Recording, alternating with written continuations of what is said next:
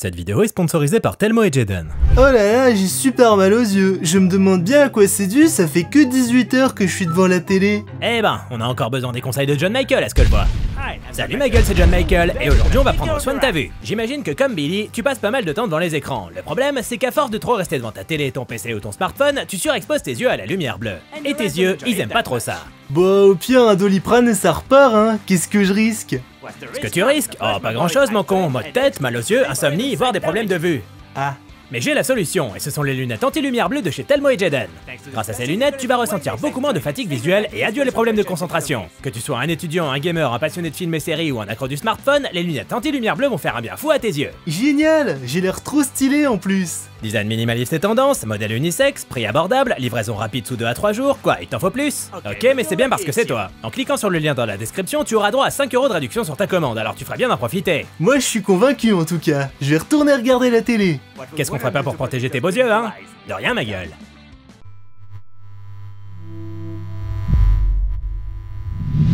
Salut à tous, c'est Guillaume Cassard, et aujourd'hui on laisse tomber les blockbusters et le fantastique pour se concentrer sur les trafics de drogue à la frontière mexicaine. Ambiance, c'est parti pour Sicario. Taylor Sheridan grandit au Texas. Passionné de cinéma, il débarque à Los Angeles à 20 ans dans l'espoir de devenir acteur. Même si en vérité, le jeu d'acteur, c'est pas vraiment ce qui l'intéresse le plus. Ce qu'il veut, c'est surtout avoir un pied dans le milieu. Et il y parvient. Tant bien que mal. Pendant une vingtaine d'années, Sheridan va enchaîner les petits rôles dans diverses séries télé. Pas vraiment de quoi faire de lui une star, donc ses jobs lui rapportant à peine de quoi gagner sa croûte en réalité. Mais à la fin des années 2000, il décroche finalement un rôle récurrent dans une série à succès, Sons of Anarchy. Il se pourrait bien qu'après 20 ans de galère, les choses tournent enfin en sa faveur. Mais en fait, Taylor, il a plus envie.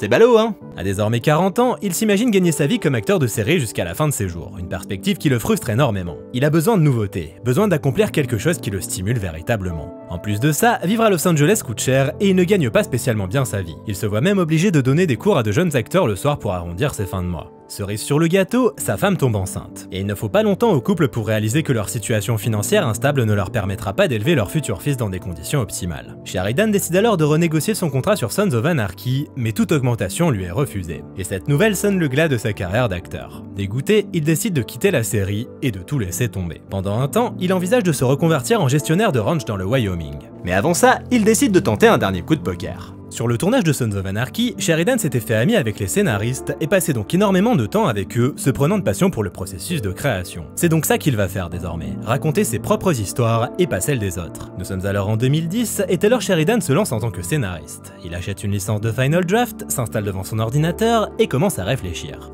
Comment on fait? Il n'en a aucune idée. Ce qu'il sait par contre, c'est comment ne pas écrire un scénario. En tant qu'acteur, il a eu de nombreux scripts entre les mains, et on va pas se mentir, c'était surtout des mauvais scripts. Par conséquent, il connaît sur le bout des doigts les écueils à éviter, ce qui va lui être particulièrement utile. Déjà, il va faire en sorte que tous ses personnages disposent d'un certain niveau de complexité, car il ne sait que trop bien ce que ça fait que de jouer un personnage plat et sans intérêt. Il va également mettre un point d'honneur à ce que l'exposition ne soit pas trop envahissante. En tant qu'acteur, c'était une vraie tannée pour lui de se farcir des monologues censés dévoiler le contexte au spectateur, et il veut à tout prix éviter ça. Son exposition sera donc purement visuelle. Enfin, il ne veut pas d'une histoire manichéenne avec des gentils et des méchants. Il se donne pour mission de représenter le monde tel qu'il est, dans toute son extrême complexité. Ça, c'était la note d'intention en tout cas. Restait plus qu'à trouver ce qu'il allait bien pouvoir raconter. Pendant quelques temps, Sheridan a vécu au Mexique où il a été témoin des souffrances occasionnées par le trafic de drogue et la guerre contre les cartels. C'est un sujet qui l'intéresse énormément et qui n'est pas spécialement couvert par les médias en Amérique, une mise sous silence qui a d'ailleurs tendance à l'énerver. Sheridan s'intéresse également beaucoup à la façon dont l'Amérique fait office de police dans certaines régions du monde, notamment en Irak et Afghanistan, et s'étonne que leur gestion plutôt médiocre de la situation ne soit pas elle non plus mise en avant par les médias. C'est donc de ça que son histoire va traiter. L'interventionnisme américain, mais pas en Irak ou Afghanistan, non. L'histoire sera située à sa propre porte, du côté mexicain de la frontière. Il veut que son script pousse les gens à la réflexion vis-à-vis de la situation à la frontière mexicaine et des conséquences néfastes engendrées par l'implication de l'armée américaine dans diverses parties du monde. Ce qu'il souhaite avant tout, c'est éveiller les consciences et mettre en lumière ce que les médias laissent dans l'ombre. De belles ambitions donc, bien loin du divertissement basique et sans âme. Sheridan se met donc au travail, et pour s'assurer d'être le plus fidèle possible à la réalité, il va faire de nombreuses recherches. Et plus il va s'informer, plus il va découvrir l'horreur de la situation à la frontière mexicaine. Des meurtres de journalistes qui tentaient d'en savoir trop sur les opérations du cartel, des deals entre le cartel et la DEA, des maisons de mort où le cartel cache des cadavres dans les murs. C'est convivial. Il part également dans quelques villages perdus dans le désert de Chihuahua où il rencontre des gens directement affectés par le trafic de drogue qui l'aident à y voir plus clair. Et ses recherches l'amènent à faire la connaissance d'une policière qui va lui servir d'inspiration pour créer Kate Messer, son personnage principal. Ainsi, petit à petit, son histoire se met en place et Sicario prend forme. Étant débutant dans l'art de l'écriture, il prend beaucoup de liberté vis-à-vis de la narration et structure son scénario en 5 actes au lieu des 3 habituels. Après 3 mois de rédaction, il dispose d'un premier jet solide. La question de la vente se pose alors. Mais comment présenter son manuscrit à des producteurs? Sheridan a beau avoir bossé dans le milieu pendant des années, il n'a pas vraiment d'influence ou de contact susceptible de l'aider et ne sait donc pas vraiment comment procéder pour vendre son script. Il décide alors de l'envoyer à un avocat qui avait négocié quelques contrats pour lui par le passé et le supplie de lire ce script. Ceci fait, l'avocat reconnaît que le scénar est bon et l'envoie donc à plusieurs agents qui le font circuler dans Hollywood, ce qui permet à Sheridan d'aller à la rencontre des producteurs. Et ça va pas super bien se passer. Le scénariste se heurte à des refus et à la connerie générale hollywoodienne. On trouve que son script est bon, mais trop sombre, trop violent, et le sujet des cartels rend les producteurs frileux, sans compter le côté peu conventionnel de sa structure. Et pour couronner le tout, le personnage principal est une femme, ce qui semble poser problème à tous les producteurs qui lui demandent d'en faire un homme. Ce à quoi Taylor Sheridan répond, je cite, « Allez tous vous faire foutre ». Pas en forme la censure, hein. Bref, c'est une vraie galère et Sheridan décide donc de laisser tomber. Il range Sicario dans un tiroir et se lance dans l'écriture d'un autre script, plus accessible et donc plus facile à vendre. C'est ainsi qu'il accouche de Command Sheria, qu'il parvient donc effectivement à vendre sans difficulté et qui est même désigné comme le meilleur script de la blacklist d'Hollywood en 2012. Et cet intérêt soudain pour son travail lui permet de vendre Sicario dans la foulée. Tout vient à point à qui sait vendre la peau de l'ours. C'est à l'été 2013 que le script de Sicario atterrit entre les mains du producteur Basil Ivanik de chez Thunder Road Pictures, qui avait notamment produit The Town, le deuxième film de Ben Affleck. Et pour Ivanik, c'est le choc. Ce script est beaucoup trop puissant pour être ignoré. Et là où d'autres producteurs souhaitaient le modifier pour le rendre plus vendeur, pour Ivanik, il n'en est pas question. Sicario est parfait comme il est. Emballé, il envoie au producteur Molly Smith, Tad et Trent Luckinbill de chez Black Label Media, et de leur côté aussi c'est le coup de foudre. Thunder Road Pictures et Black Label Media décident donc de s'associer pour cofinancer le film, qui sera distribué par Lionsgate. Plus qu'à trouver un réalisateur. À l'automne 2013, Basil Ivanik décide de contacter le réalisateur québécois Denis Villeneuve. Un choix approuvé par Taylor Sheridan, traumatisé par le dernier film du metteur en scène, l'excellent Prisoners. Lorsqu'il reçoit le script, Villeneuve est impressionné et enthousiasmé. C'est exactement ce qu'il recherche, lui qui ambitionne de réaliser un film d'action disposant d'une véritable patte d'auteur. Pas un simple divertissement, mais une vraie proposition artistique. Bref, il tombe amoureux de ce scénario, les questions d'ordre moral soulevées par ce dernier l'attirant irrémédiablement. Mais, car il y a un mais, Villeneuve a tout de même un petit moment d'hésitation avant d'accepter de se lancer. En effet, le réalisateur vient de passer des mois à travailler sur Prisoners, un thriller glacial et tourmenté, et il se demande s'il veut se replonger dans un projet aussi sombre pendant encore 2 ans. Et puis il se dit qu'on n'a qu'une vie, alors il fonce le Denis. La chose est vite officialisée, Sicario sera mis en scène par le talentueux réalisateur. Mais si ce projet l'emballe énormément, il est tout de même conscient qu'il a certains manques qu'il va lui falloir combler. Il n'a par exemple aucune culture militaire, et étant peu informé de la situation à la frontière mexicaine, il aura des conversations avec le FBI et la DEA pour en apprendre plus sur le sujet. Fort heureusement, Sheridan, lui, maîtrisait son sujet. Son script était par conséquent très instructif et constituait une excellente base. Et si Villeneuve et lui collaboreront d'ailleurs en bonne intelligence, le réalisateur le prévient cependant dès le début. Il adore son script et fera tout son possible pour le protéger, mais il s'autorisera également à le trahir pour se l'approprier, justement parce qu'il l'aime et qu'il souhaite en faire la meilleure version possible. Villeneuve s'emploie ensuite à réunir son équipe. Parmi les membres clés, il retrouve le légendaire directeur de la photographie Roger Deakins, avec lequel il avait travaillé sur Prisoners. Ensemble, ils travailleront sur des storyboards de séquences clés, notamment l'introduction du personnage de Kate et certaines scènes d'action. Cherchant des inspirations, Deakins tombe sur des clichés du photographe Alex Webb qui l'aideront à développer l'identité visuelle du film, notamment dans la gestion des couleurs et de la lumière. Pour ce qui est de la direction artistique, Villeneuve retrouve Patrice Vermette, également vétéran de Prisoners. Et pour représenter au mieux l'univers du film, ce dernier fera des recherches visuelles sur l'univers des cartels de drogue, s'inspirant de nombreuses photos à déconseiller aux âmes sensibles. Et la phase de casting démarre. Le film tourne principalement autour de 3 personnages. Il y a donc Kate, mais aussi Alejandro, personnage mystérieux et fameux Sicario du titre qu'on pourrait traduire par tueur à gages. Et pour compléter le trio, il y a Matt, agent de la CIA censé superviser tout ce petit monde. Pour Alejandro, Villeneuve a une idée précise en tête. Il veut Benicio del Toro. Il contacte donc l'acteur, mais ce dernier est sceptique. Il a l'impression d'avoir fait le tour du sujet des cartels. Il est cependant convaincu après avoir lu le script, lui trouvant une voix propre, résonnant différemment des autres productions du genre. Concernant Matt, c'est Josh Brolin qui est contacté, mais il dit non. Ah ouais d'accord, mauvaise ambiance quoi. Il dit non pour plusieurs raisons. Déjà, il ne comprend pas le personnage de Matt, dont la nonchalance semble en contradiction totale avec le ton sérieux du script. Et en plus de ça, il vient d'enchaîner plusieurs tournages et se sent épuisé. Il veut donc faire une pause. Face à ce refus, Villeneuve est bien évidemment déçu. Mais Roger Deakins, lui, ne se laisse pas abattre. Il décide alors de contacter Brolin, qu'il connaît très bien pour avoir travaillé à plusieurs reprises avec lui, et de lui dire en gros de se bouger le cul d'accepter ce rôle, parce que ce film allait être incroyable. Là, Brolin est soufflé. Ce n'est pas du tout le genre de Deakins de réagir comme ça, l'homme étant en effet d'un naturel plutôt taiseux. Et Brolin le considérant comme une sorte de figure paternelle, sa parole compte énormément pour lui. Il revient donc sur sa décision et accepte le rôle de Matt. Enfin, pour incarner Kate, Villeneuve se tourne vers Emily Blunt qu'il avait adorée dans Victoria les jeunes années d'une reine. Blunt aime ce script et ce personnage qu'elle trouve courageuse, intéressante et réaliste. Et même si l'actrice vient tout juste d'accoucher, elle se sent prête à retourner sur les plateaux de cinéma. Pour se préparer, elle suivra une formation tactique ainsi qu'au maniement des armes avec des agents du FBI, de la DEA et d'anciens Navy Seals. Elle entrera également en contact avec 4 femmes agents du FBI, histoire d'en apprendre plus sur leur vie. Elle s'inspirera d'ailleurs grandement de l'une d'entre elles, timide et peu à l'aise en société, pour créer le personnage de Kate. Et Josh Brolin fera également en sorte de passer du temps avec des agents de la CIA qui l'aideront à mieux cerner son personnage. Le trio d'acteurs au complet, la pré-production battait désormais son plein. Et les repérages prennent des allures d'opération militaire. En janvier 2014, Villeneuve et ses producteurs Ed McDonnell et Basil Ivanik se rendent à Juarez, ville réputée pour être particulièrement dangereuse car infestée par les cartels. Pour assurer leur sécurité, ils sont escortés par 2 agents fédéraux équipés de fusils mitrailleurs et font le tour de la ville dans un SUV de couleur blanche, chose obligatoire car les SUV noirs appartiennent au cartel. Et sur les 6 heures de repérage sur place, ils ne seront autorisés à sortir du véhicule qu'à 2 reprises. L'ambiance est donc un poil tendue et ça ne s'arrange pas lorsque leur chauffeur, vétéran de l'armée, remarque qu'ils sont suivis. Fort heureusement, ils se sortiront de ce mauvais pas sans problème. Plus de peur que de mal. Par contre, le tournage à Juarez, on oublie, hein. En juillet 2014, le tournage de Sicario démarre avec un budget estimé à environ 30 millions de dollars. L'équipe posera ses caméras à Albuquerque au Nouveau-Mexique, El Paso au Texas et Veracruz au Mexique. Concernant Juarez, ils se contenteront d'y tourner des plans aériens sans avoir besoin de mettre les pieds dans la ville. Ouais, ils étaient pas hyper chauds pour y retourner. Le tournage démarre très fort par la mise en boîte d'une séquence d'action où le SWAT prend d'assaut un repère de dealers. Les plans extérieurs sont tournés en décor naturel, mais l'intérieur sera recréé en studio à Albuquerque. Et pour assurer une certaine authenticité, un conseiller militaire est présent sur le plateau. L'authenticité sera d'ailleurs le maître mot pour Villeneuve qui veut s'éloigner le plus possible des clichés et représenter le Mexique tel qu'il est. Une volonté qu'on pourra sans mal associer à son passé de réalisateur de documentaires. Villeneuve est attaché à la réalité des choses et à les représenter telles qu'elles sont sans partir dans l'ostentatoire. Avec Dickens, il s'emploie donc à adopter une esthétique naturaliste. La lumière sera donc travaillée de façon à être la plus naturelle possible. Et cette approche sera la même partout. Que ce soit les décors, l'action ou la représentation de la violence, tout devra être réaliste. Sur le plateau, Villeneuve exerce un contrôle créatif total et se fie beaucoup à son instinct. S'il sent qu'il doit couper une ligne de dialogue, la modifier ou jeter son storyboard à la poubelle, il n'hésite pas et le fait. Ceci dit, même si le réalisateur aura toujours le dernier mot, il n'est pas pour autant fermé au processus collaboratif. Au contraire, il l'embrasse pleinement et accueille avec plaisir les idées des autres. Les bonnes idées, hein. Ouais, en général, Denis il dit non aux idées de merde.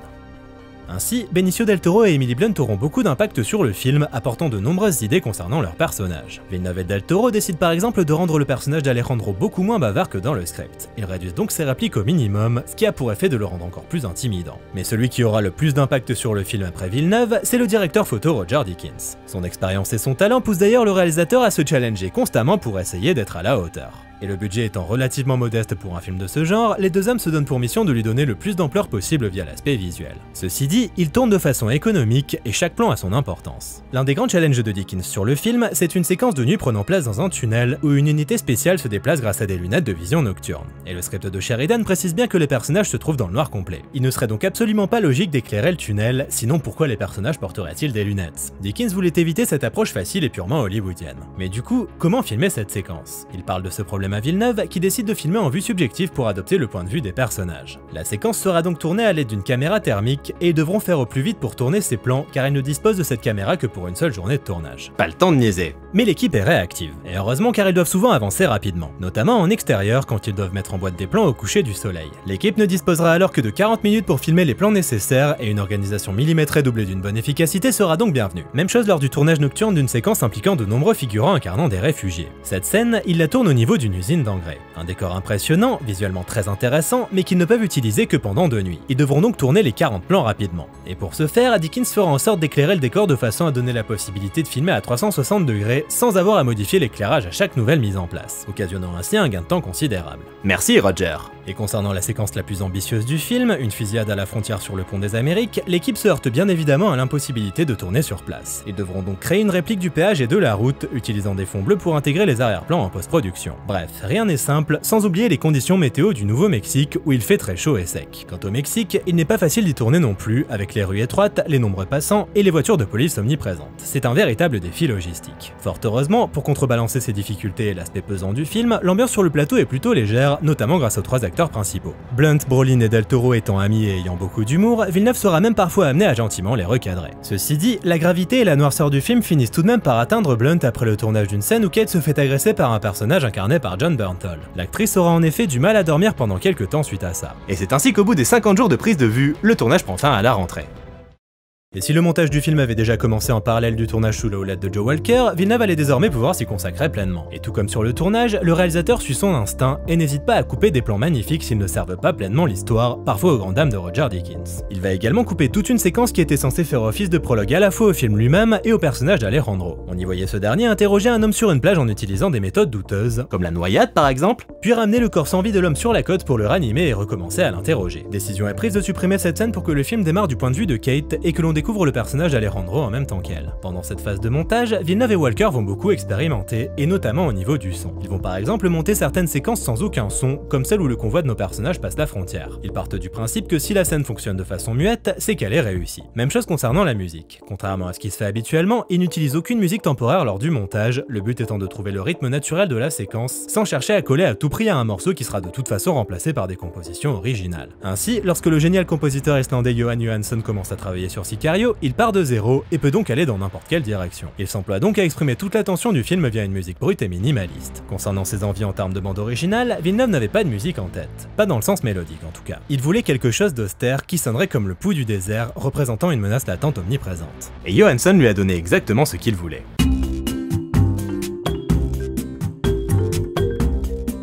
L'étalonnage de Sicario fut réalisé en à peine 7 jours. En effet, le look du film était déjà plus ou moins dans la boîte, ce qui fait qu'il n'y avait pas vraiment besoin de retravailler l'image en post-production. Bref, s'il en est de la maîtrise du directeur photo Roger Deakins. Il connaît son taf, le mec.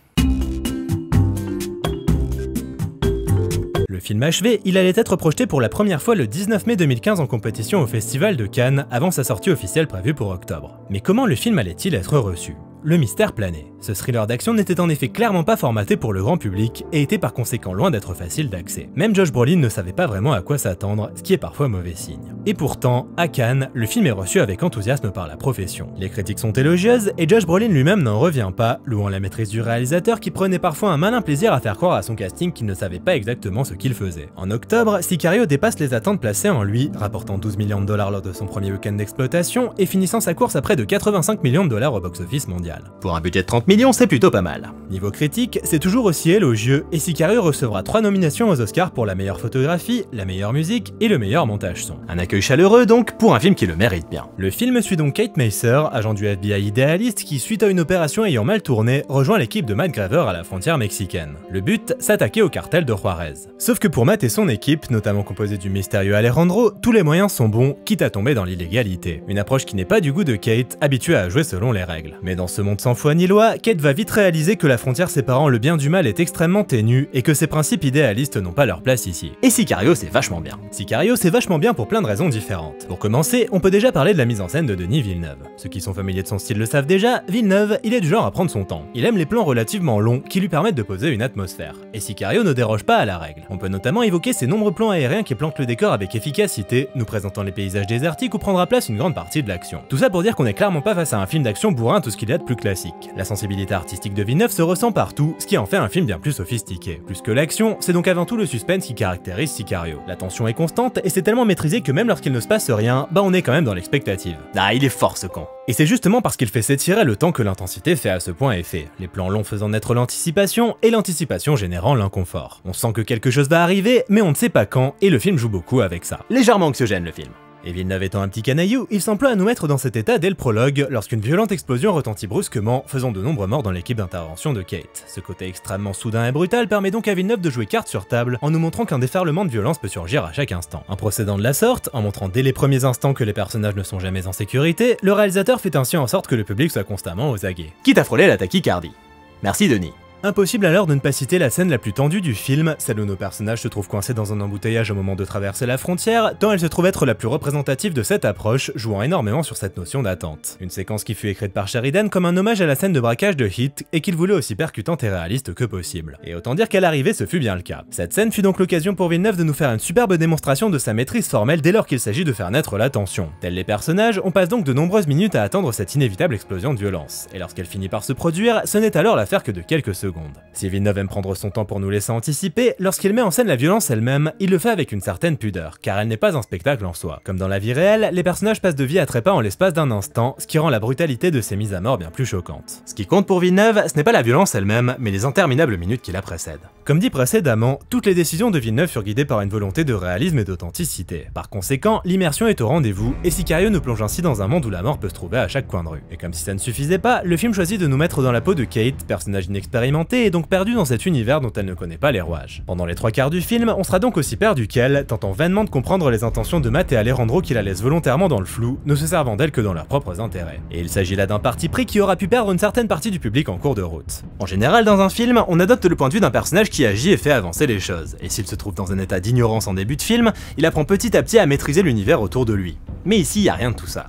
Je l'avais déjà mentionné, mais Sicario ne dispose pas d'un scénario à la structure classique. Ainsi, Kate, le personnage principal, je le rappelle, passe l'intégralité du film dans un état passif. Elle n'est pas dans l'action et n'en est jamais le moteur. Elle n'est que le témoin des événements. Une approche qui peut parfois s'avérer frustrante, car si l'on adopte son point de vue, cela signifie qu'on se trouve bien souvent autant mis de côté qu'elle. Et suivre un personnage qui n'accomplit quasiment rien sur près de 2 heures de film, il faut reconnaître que c'est pas ce qu'il y a de plus enthousiasmant. Mais justement, cette approche joue également beaucoup sur le côté anxiogène du film, qui se fait un malin plaisir à nous laisser dans l'obscurité pour mieux nous faire remettre en question les agissements de Matt et Alejandro. Car Sicario, c'est un film qui nous amène à nous poser des questionnements d'ordre éthique et moral. Le principal étant, la fin justifie-t-elle les moyens? Contrairement à ce qu'on pourrait penser au premier abord, le sujet de Sicario n'est pas tant les cartels de drogue que la manière dont les États-Unis choisissent de régler les problèmes en dehors de leurs frontières. Et cette façon de faire plus que contestable, elle est incarnée par le personnage de Matt qui tient à mettre un coup de pied dans la fourmilière pour retrouver un semblant d'ordre. Et par coup de pied dans la fourmilière, j'entends n'importe quelle action. Qu'elle soit moralement discutable ou tout simplement illégale n'a pas d'importance tant qu'elle génère un résultat. Torture et mise à mort sont donc au programme des festivités. Ceci dit, si leurs actions sont répréhensibles, le script a ça de brillant qu'il nous permet de comprendre les motivations de chaque personnage, même si on ne valide pas leur méthode. Alejandro, par exemple, le bras armé de Matt, est guidé par son désir de vengeance. Pour lui, tout ceci est personnel. Mais la vengeance est-elle une fin en soi? C'est une des questions qu'on pourra se poser après le film.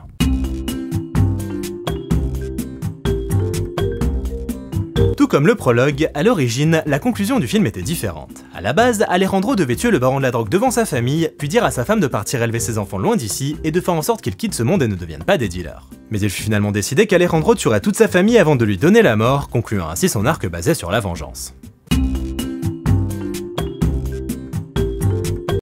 Chacun des personnages du film dispose ainsi d'une vision différente vis-à-vis de tous ces questionnements moraux. Kate, c'est l'idéaliste qui suit le règlement et est férocement attaché à la loi. Face à elle, il y a le cartel qui n'a quant à lui aucun respect de la loi et des valeurs morales, entre vente de drogue, massacre et torture. Et entre les deux se trouvent donc Matt et Alejandro, naviguant dans une zone grise. Si on ne peut pas dire que leurs intentions soient mauvaises, leur méthode laisse clairement à désirer. Et du coup, forcément, l'idéalisme de Kate va prendre un méchant coup en travaillant avec Matt. Et l'arc de Kate a ceci d'atypique qu'il est en réalité basé sur un refus d'évolution. Elle ne veut pas jouer le jeu de Matt, elle ne veut pas basculer de l'autre côté. Elle veut avoir un impact, mais sans faire appel à des méthodes illégales. Pendant tout le film, elle tente donc de conserver son idéalisme, chose particulièrement compliquée dans ce monde où l'homme est un loup pour l'homme. Kate passera donc tout le film à se désagréger, voyant ses convictions se faire balayer les unes à la suite des autres et réalisant petit à petit que malgré toute sa force et sa volonté, elle n'a tout simplement pas sa place dans ce monde. Un monde où on la manipule telle une marionnette, et où elle se retrouve complètement isolée et sans repère à l'exception de son ami Reggie. Et le fait qu'il s'agisse d'un monde d'hommes où elle se trouve être la seule femme va également jouer sur ce sentiment d'isolement, sentiment appuyé par la mise en scène de Villeneuve qui s'emploie à souligner sa solitude visuellement. Elle passe un bon moment la Kate.